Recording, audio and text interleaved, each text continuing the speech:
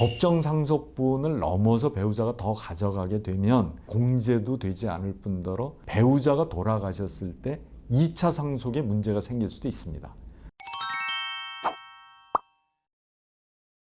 안녕하세요.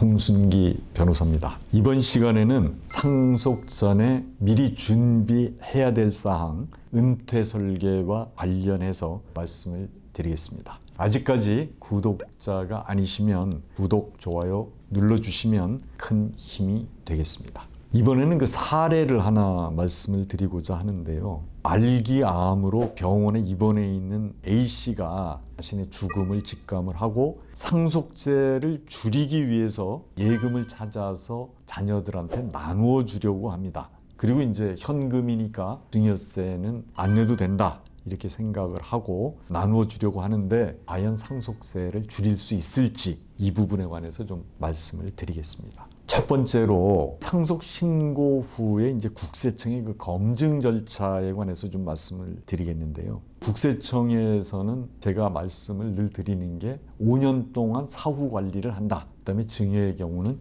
10년 동안의 점검을 한다라고 말씀을 드렸는데 납부를 하고 난 뒤라도 상속재산에 누락이나 은닉이 있는지 평가가 정확한지 사전 증여한 것 중에서 밝혀지지 않은 것이 있는지 이거를 체크를 합니다. 생명보험 같은 경우에는 보험금이 상속재산에 포함되어 있는지 이런 것들을 국세청에서는 검증을 하는 거죠.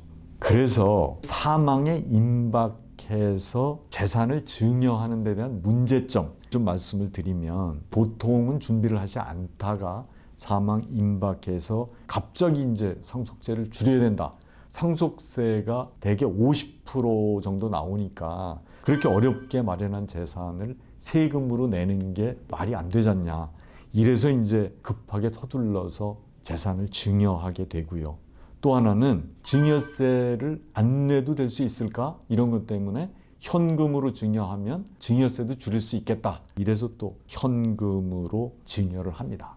근데 국세청에서는 이거를 놓치질 않는 거죠.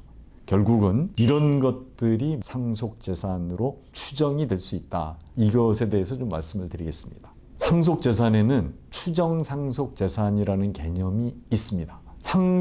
상속재산인지 아닌지는 잘 모르겠지만 일단은 상속재산으로 볼 테니까 상속재산이 아니라면 니네가 소명을 해라. 이런 뜻입니다.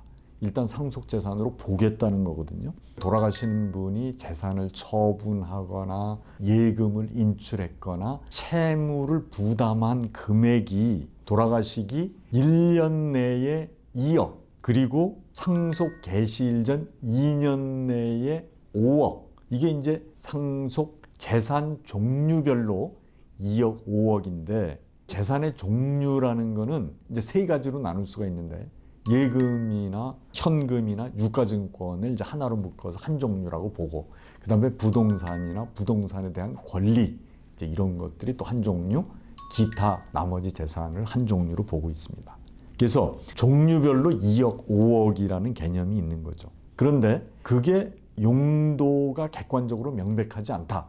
1년 내에 2억, 2년 내에 5억의 예금이 인출이 됐는데 어디다 썼는지 용도가 증명이 되지 않는다. 이랬을 때 이거를 상속인이 가져갔다. 이렇게 해서 상속재산으로 추정하겠다는 겁니다. 또 이제 이 상속재산에서 간주상속재산이라는 개념도 있습니다. 소명 필요 없이 상속재산으로 국세청에서 보는 재산인데 보험금, 신탁재산, 또 퇴직금 이거는 국세청에서는 상속재산이라고 아예 간주를 하는 거죠. 그래서 이제 추정상속재산하고는 좀 다릅니다.